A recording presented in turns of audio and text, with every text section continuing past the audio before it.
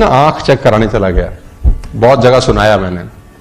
आंख चेक कराने गया तो वेटिंग थी, तो सोफे पे बैठ गया।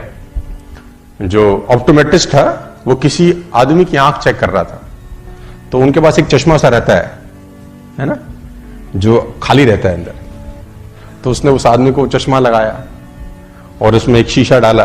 अब दिख रहा है तुझे? तो बोला ना। तो उसने बोला शीशा निकाल के दूसरा डाला। बोला अब तुझको दिखता है? तो बोला नहीं, थोड़ा थोड़ा दिखना शुरू हो गया। अब ये बाहर बैठ के ऑब्जर्व कर रहा है उसको। फिर उसने तीसरा डाला। बोला अब कह रहा अब थोड़ा सा साफ हुआ है। फिर उसने चौथा शीशा डाला। बोला हाँ अब मुझे बिल्कुल दिखाई दे। तो उसने पर्ची बनाई कि बाहर चश्मा बना लो। अब ये गया, अब इसका नंबर था, ये तो देख रहा था बहुत देर से। अब उसको भी वो चश्मा लगाया जिसमें 2 छेद थे। पहला शीशा डाला, बोले तुझे दिख रहा है? बोले नहीं।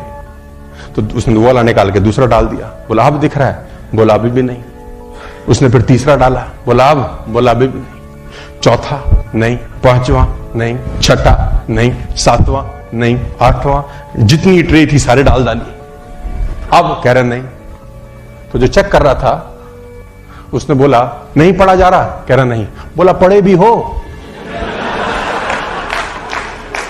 तो बोला नहीं, इसलिए तो पढ़ा नहीं जा रहा। तो बोला यहां क्या करने आए हो? तो बोला हमको लगा चश्मा लगाने से दिखता है। उसको बोला चश्मा लगाने से दिखेगा तभी जब पढ़ाई अंदर पहले से होगी, अंदर से होगी तभी दिखाई देगा। अंदर से होगी ही नहीं तो दिखाई।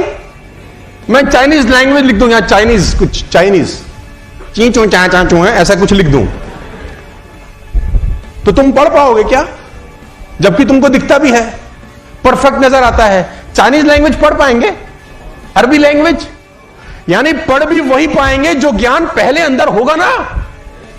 जो होगा ही नहीं उसको भी नहीं पढ़ा जा सकता।